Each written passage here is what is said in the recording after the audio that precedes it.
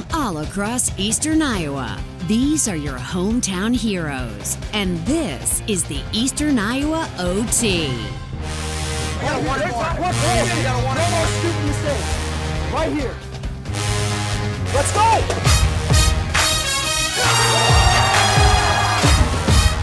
That's it.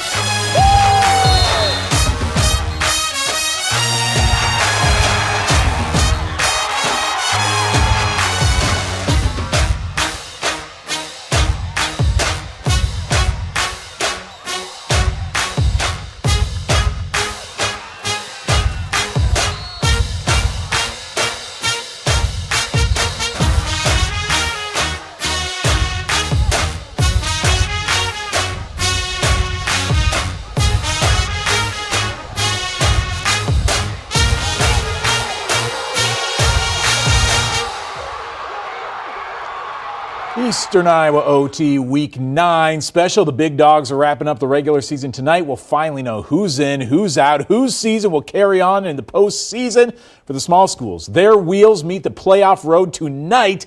We'll bring you every postseason score from Eastern Iowa this evening. That is the Sebring guarantee. But before we kick up some dust on the way to the Dome, there are some colossal playoff stakes on the line tonight in Class 5A. City High has been a team on a tear since they started 0-2, winning 5 of their last 6. Only loss coming by 1 last week at Linn-Mar, and a chance at an upset tonight. The Little Hawks trying to make Bates Field their own personal Bates Motel for the Bulldogs. The boys from the Bet, just 2 years after a 3-8 season, trying to finish off a perfect 9-0 regular season. Will it be a City High spoiler tonight? The Little Hawks come out swinging on their opening drive. Dawson call the doctor. The Little Hawks are up 7-0 on number 1 Bettendorf. Late in the first quarter, they're down 10-7, but undaunted, Bobby Bacon, extra crispy, finds another one of this team's super softs. Chase Newton spinning on the sideline and dancing down the chalk for his 4th touchdown of the season. City High in front 14-10. Now we go to the second quarter. Bettendorf trying to find an answer on 3rd and long. IDK what their QB is thinking here, because there is not a Bettendorf man in sight of Peter Poofall. Interception or punt return, you be the judge. Ensuing City High drive. Hey, we just met this kid, and this is crazy, but the Little Hawks call his number. Dawson call? Maybe? Definitely. City High pulls off the Week 9 stunner, upsetting number 1 Bettendorf, giving the Dogs their first loss of the season, knocking them off of the 1 seed for the 5A postseason. And this is a true play-in game. Waterloo West and Ottumwa, winners in the playoffs. Losers season is over. Ottumwa hasn't been to the postseason since 2014. Wahawks moving it down the field in the first. Ben Frazier, he knows what to do with those tossed salad and scrambled eggs. Stretches for the pylon, and he's in for the score. 7-0 West leads. Second quarter, this is West quarterback Brady Dean. He pushes it across for 6. West with a 14-7 lead at halftime, and they have done it. For the first time since 2020, Waterloo West is moving on to the postseason. A late touchdown gives Lonnie Moore's boys a 7-point win. Iowa City West just a few weeks removed from starting the season 2-3, but this Trojan team's been on a tear lately, averaging over 50 points a game.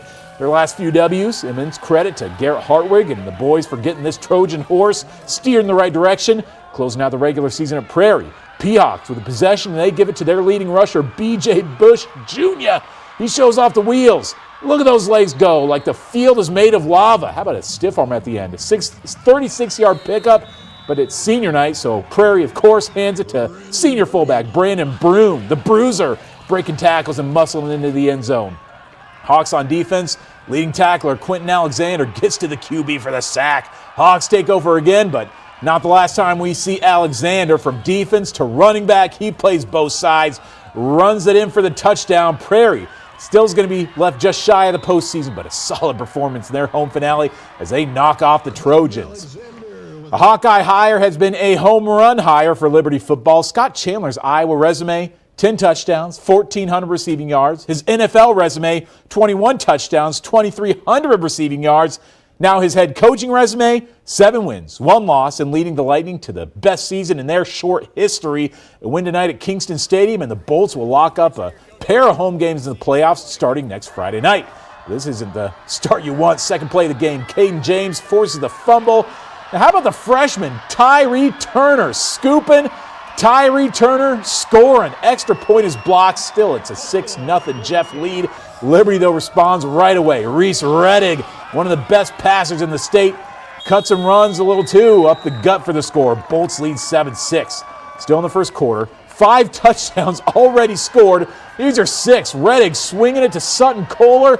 Came into this game on the cusp of 1,000 all-purpose yards on the season, and this is going to get him over the hump. Kohler goes 85 yards, has just enough energy at the end for a little flip into the end zone. 21-20 Liberty, and that's just the first quarter.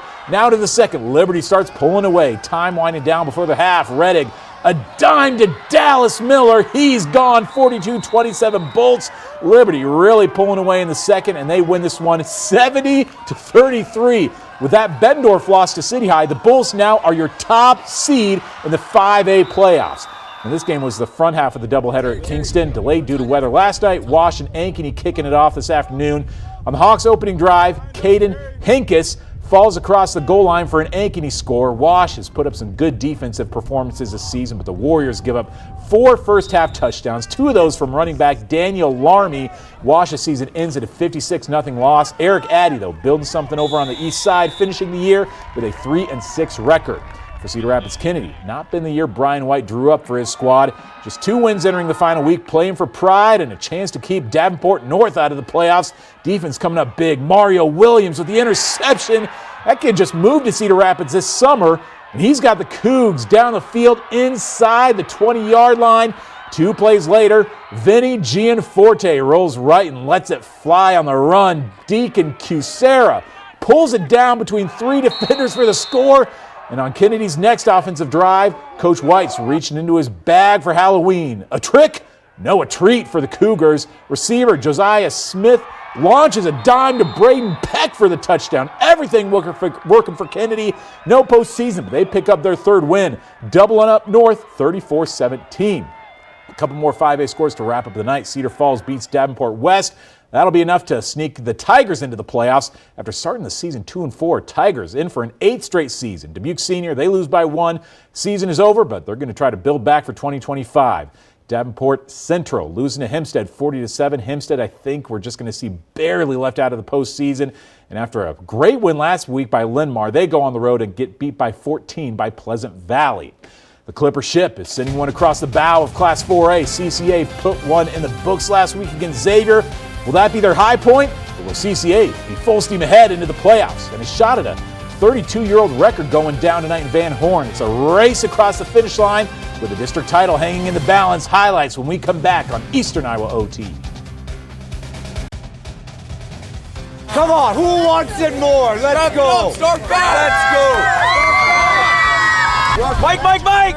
Come on, Dayton. Be ready to field, Dayton. Oh my God! From 2 straight 3-win seasons to a spot in the 4A playoffs, the Lance Peterson turnaround has come a lot faster than we may have even anticipated. After a 1-2 start, the Clips have won 4 of their last 5. Last week, got their first ever win against Xavier, a shot at win number 6 tonight against Clinton. How many points have the River Kings scored against CCA in their last 3 meetings?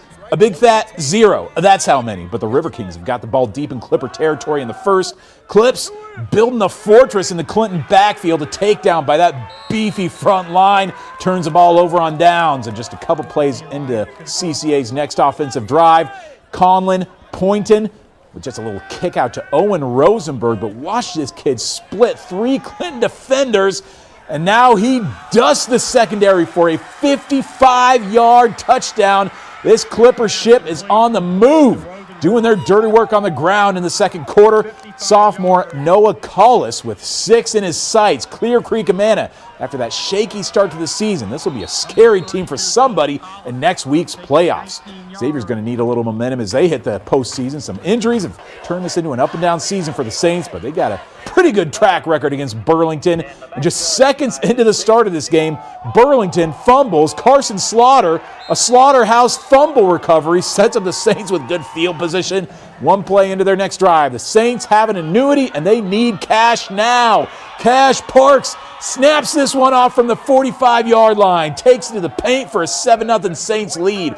Not much later, it's another first and goal for Xavier. They give it to Dustin Cook, who's cooking with gas now. 14-0 Xavier leads in the blink of an eye. Later in the first, Burlington not punting. Jumping Jack Stevenson with a block. Sam Schimberg corrals the recovery. Another short field for the X-Men. Not much to do here, but give it to Carter Hoffman, who's been a reliable safety net this season. The first of a few touchdowns tonight for Hoffman. Xavier hanging a crooked number out there at Saints Field. 42-0 win for the Saints. A couple more scores to finish off the 4A regular season. Decorah quietly has put together one of their best seasons. First perfect regular season for the Vikings since 2013. They'll get a couple of home games in the playoffs. And Western Dubuque, after their state runner-up finish last fall, finished the regular season 6-3. We'll get a home playoff game in Epworth next Friday night. In Class 3A, a district title on the line between the Raiders and Benton, two really good 3A programs that we'll see in the playoffs next week. After a scoreless first, Benton QB Carson Nolan on the keeper hits the edge, but he's tripped up at the 5-yard line. But on the very next play, Benton strikes first. Dylan LeFaber punches it in for the touchdown. 7-0 Benton. Raiders looking to respond. Grant Hooker rolls right, looking for his go-to receiver, Race Heitman, connects for a big first down. As that kid approaches some touchdown records in the state. A few plays later, Hooker over the middle, and he's picked off. Blake Hying with a key turnover. He's looking for 6 more, but not quite going to break this one. Still a big momentum shift for the Bobcats. Try to capitalize right before half. Nolan attempts to thread the needle, but Logan Hummer picks this one off for the Berg. Game was 7-0 through 3 quarters. Benton scores a couple more late. Bobcats win 21-0, and they are your district champions. Nearly half of the 3A playoff bracket will be filled out with Eastern Iowa teams. Wahlert finishes off a perfect regular season for the first time maybe ever. This Golden Eagle squad, which is not deep in history, will host a pair of playoff games up at the Rock Bowl. And Mount Vernon, under first-year head man Brad Meester, will host their playoff opener next Friday night after an 8-1 finish in the regular season. A 1-point loss to Solon, the only blemish on the Mustangs' record. That Solon team has had some injury issues this year, but they still carry a strong offensive showing into the playoffs. Spartans will likely be on the road next week in the first round, but that is a scary Solon team to get in the playoffs. And you feel for West Delaware. Lost 4 games this year, all by 1 score, all the top 10 teams. But this season in a stacked Class 3A, a 5-4 record. Likely not going to get the Hawks into the playoffs. Tough way to go out for Brent Yankovic and the crew. Well, we do know that Anamosa will be doing the playoff dance. Blue Raiders with a chance at an 8-win season for just a second time this century if they can get the job done against Waukon. And after a couple of years wandering in the desert, Beckman's playoff exodus is over. The Blazers are busting at the seams to host Sumner Fredericksburg in the first round. Every postseason score from Eastern Iowa when we come back. Get so far upfield up front. Get there, squeeze, and sit, right? We got to maintain our gaps. We can't get too far upfield.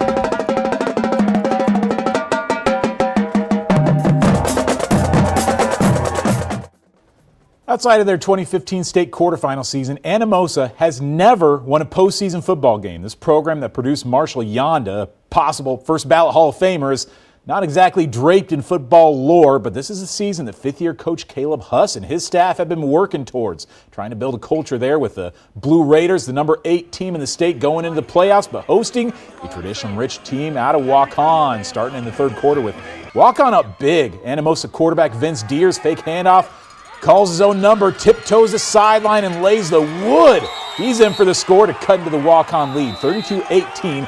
Waukon respawns. Jackson Brinkman evades a few Raiders, throws a dart to Vaughn Stegan, who does the rest. Goes up 40-18, but this game was far from over. Vince Deers pulling this team up by its bootstraps. The Raiders score 28 unanswered points to end this game. Can you believe this comeback from the boys in blue? This is just their 3rd playoff win in school history, 46-40. The Blue Raiders are moving on. A few more scores in Class 2A from the postseason. North Fayette Valley, they triple up Monticello 42-14. Mid-Prairie wins 35-7 over Union. And Osage knocks the Jessup Jayhawks out of the postseason with a 53-13 final. Just a year removed from a 1-7 record, Beckman has been one of the biggest turnaround stories in Iowa. 6 wins, 2 losses going into the playoffs for the first time since their run to the Unidome in 2021. Curtis Vader has highlights from a dreamy night in Dyersville. It has been a heck of a turnaround for the Beckman Blazers. Already this season, they have more wins than their previous 2 combined. After going 1-7 last season, they are now 6-2, hosting their first-round playoff game against a 5-3 Sumner Fredericksburg squad that was just 1 game shy from reaching the Dome last year. Do your job. Lay the wood from the start. Here we go. This is one of the few playoff games that feature 2 teams multiple games above 500. Pick things up late first quarter. Dylan Recker finds an open Tanner Ostwinkle downfield, and he has plenty of turf to run. Blazers go deep into Cougars territory, but things come to a blazing halt as Dylan Recker gets wrecked and coughs up the rock. Sumner Fredericksburg falls on top for a clutch turnover as we head to quarter number 2. And in the second, Noah Henderson gets the ball off the screen and says, "I got that dog in me! Get off me, young fella!" Some Fred takes a 6-0 lead. The Cougar defense, meanwhile, was a no-fly zone as Owen Schoonover nabs one of his 2 first-half interceptions. Sumner Fredericksburg forces 4 turnovers in this one, and they're starting to taste victory. Time to put this one to bed. 3rd and 19, 2 minutes left in the 4th. Henderson says, "Don't play blackjack because you can't catch 21. Some clutch running from the senior all but ends things, but a subsequent touchdown run doesn't hurt either. Sumner Fredericksburg gets it done on the road in the cold. They survive and advance, winning 12-0. It's feeling awesome. I mean, yeah, it was a gritty win, but we fought through. We fought through it, and our defense held strong. I mean, we had multiple times in the red zone where we just couldn't score, but our defense held strong. Oh, they deserve it. That was a great game by everybody. What do you guys say? Reporting in Dyersville, I'm Curtis Fader, Eastern Iowa OT. Well, this was maybe a bigger stunner than any of those games we just saw. 2-win West Branch snuck into the playoffs, but nobody told Nathan Hills they were the underdog. Look at the tip drill as he takes it in for 6. This is a West Branch team we've been waiting to see all season. Sigourney Keota, they'd won 7 straight, ranked number 7 in 1A, but Connor Rios dusts him up all alone for the touchdown. After a Cobra score, West Branch gets after it now on the kick return. Brandon Peterson, a special last name in West Branch, he takes it back for the score. A stunning outcome for West Branch. Just their 3rd win of the season sends them to the next round of the playoffs. Wow. A few more teams in 1A that are going to be moving on to the postseason. Grundy Center, win streak is alive, 55-16. I think that's the most points they've allowed all season, though. 54-0, Dyke New Hartford is moving on. And Regina goes on the road. They had to go on the road with just 1 win on the resume, but they win 32-21 over Pleasantville. Elsewhere in Class 1A, Hudson getting eliminated 18-7 by Manson Northwest Webster. AP came in with 2 wins. They go on the road and lose to a tough Wilton team. And MFL Marmac, after that deep run in the postseason last year, the Bulldogs beat Albernet by 3. Well, in Class A, Lisbon just finished off a 2nd straight perfect regular season, just giving up an average of 4 points a game, starting off the playoffs, hosting a Starmont team that's in the postseason for a 2nd straight season. This game gets out of hand in a hurry. Starmont QB doesn't see Quinn Coleman coming in hard for the takedown. Coleman lowers the boom on D, and boom goes the dynamite on O. Dakota Clark through the line of scrimmage, and he's off. Nobody catching the speedy Lisbon senior. Offense working, defense working. Lisbon with its 5th shutout win of the season, haven't allowed a point in their last 2 games. Elsewhere in Class A playoffs, Maquoketa Valley still going strong. 61-13 they win. Wapsie Valley, the fighting Brett Bergmans, 50-6 they beat Lake Mills. And Northland, boy, a tough way to go into the postseason, having to go on the road at Pekin. 28-20, the Lynx season is over. A few more to get to in Class A. Bellevue, 43-7 winners over Danville. North Tama eliminated in the first round, 41-6 by Madrid. And South Winneshiek losing 54-14 to number 3 St. Ansgar. Well, the 8-player playoffs are underway. Central City playing postseason football for the 3rd straight season and just the 5th time ever. New head coach Matt Weber and the Wildcats have won 5 straight after starting the year 1-3. This is the 2nd postseason meeting between Central City and Waco. The Warriors won this matchup in 2022, and Waco gets it going early. Loudon Huizinga, Bazinga Huizinga powers his way down the sideline, knocked out of bounds inside the 20. That helps set up this Trey Edeker score. Waco with an 8-0 lead. Central City responds. Matthew Klosterman, who's been a star for this Wildcat team, steps in the pocket and hits Kinnick Weiss over the middle for the score, but not enough for the Wildcats tonight. Bit of a low-scoring 8-man playoff game. Waco wins this one 39-16.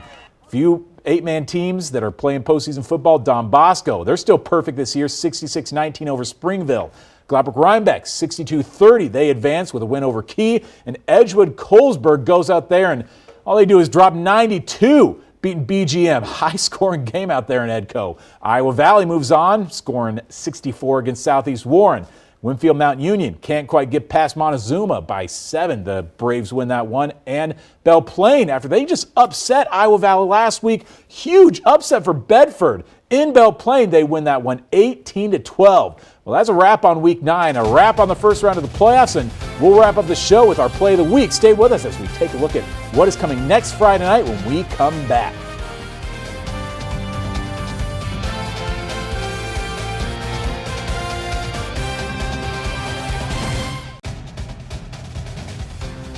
The playoffs are officially in full effect. Next Friday night, best Friday of the year. All 7 classes kicking off at exactly 7 o'clock.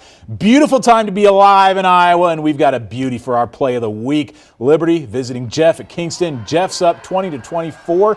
Liberty on their own 15. Reese Reddick with a short toss to Sutton Kohler, and the man with more than 1,000 yards receiving and rushing this year for the Bolts takes care of the rest. Weaves all over and going 85 yards to the house. And a flippity flew into the end zone. Liberty hangs 70 on the Jayhawks, going to 8-1, and they get the top seed in Class 5A. We do have the 5A, not the pairings out, but we do have the final RPI out. Liberty, of course, as we mentioned, getting that top seed in the state thanks to their rivals from City High knocking off Bettendorf. We're going to see Class 5A, 4A, 3A pairings on Saturday at 10 a.m. Thanks for joining us. We'll see you next Friday night.